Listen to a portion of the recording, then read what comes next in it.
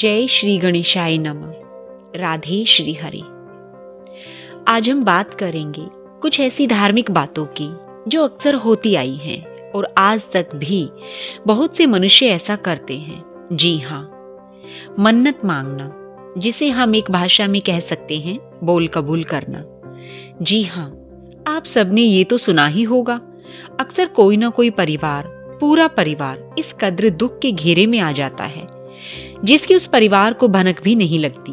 यूं तो बहुत से लोग इन सब बातों को नहीं मानते, पर जो भी इन कष्टों से गुजरा है वो ही जानते हैं कि अगर हमारे पूर्वज हमारे परिवार की भलाई के लिए कभी किसी देवी देवता या कुलदेवी कुलदेवता, जो कि हर कुटुंब परिवार के कोई ना कोई जरूर होते हैं, कुछ तो अपने कुलदेवी कुलदेवता के बारे में जानते हैं, लेकिन कुछ नहीं जानते, क्योंकि बहुत से परिवार अपने पूर्वजों के स्थायी स्थान से बहुत अलग रहते हैं, जहां उनके बच्चे इन सब की ज्यादा जानकारी नहीं रखते हैं। और जब कभी हमारे पूर्वज अपने जीवन काल में जब अपने कुलदेवी या कुलदेवता से कोई मन्नत मांगते हैं और कोई ऐसा कार्य जो उस मन्नत से पूर्ण होता है, और ऐसे में हमें वो खुशियां मिलने के बाद हम उस संकल्प को भूल जाते हैं, चाहे वो छोटा हो या बड़ा।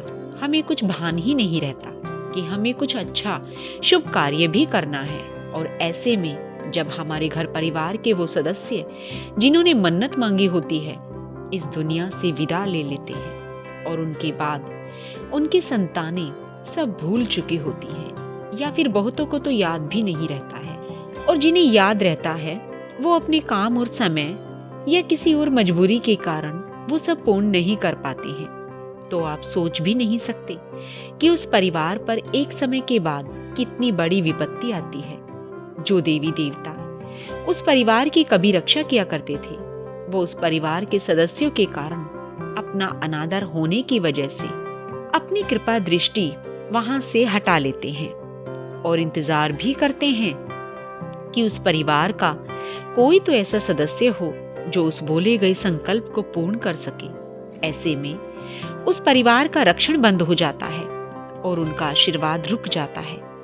यहीं से शुरू होती है दिक्कतें, बाधाएं, जिसके घेरे में परिवार का हर सदस्य कभी न कभी आ ही जाता है। हमारे इष्ट के आशीर्वाद से पूर्ण होने वाला कार्य होने पर जब हम उनसे किया वादा पूरा करते हैं तो वो खुश हो जाते हैं, मानो तो सब कुछ है वरना कुछ नहीं। जब हम किसी शक्तिपीठ मंदिर में जाकर माँ बाबा से कुछ अरदास करते हैं और उनकी सेवा से उनकी सवा मणि या भंडारा जगराता ऐसा कुछ कराने का अपने मन ही मन भी सोच लेते हैं, तो हमारे इष्ट हमारी वो बात सुनकर हमारी मनोकामना अवश्य पूर्ण करते हैं। अगर सच्चे हृदय से कुछ मांगो तो अवश्य मिलता है।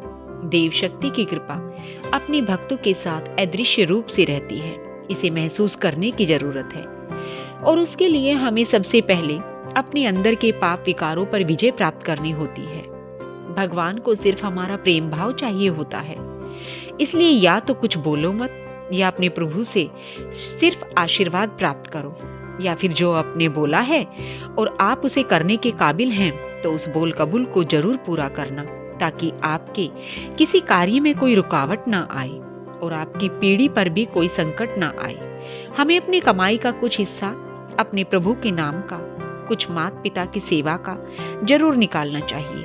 अपने परिवार का भरण पोषण करने के साथ साथ हमें उन लोगों की मदद भी करनी चाहिए जिन्हें सबसे ज्यादा उस मदद की जरूरत होती है, ताकि हमें ईश्वरीय कृपा प्राप्त हो और उनका आशीर्वाद मिले।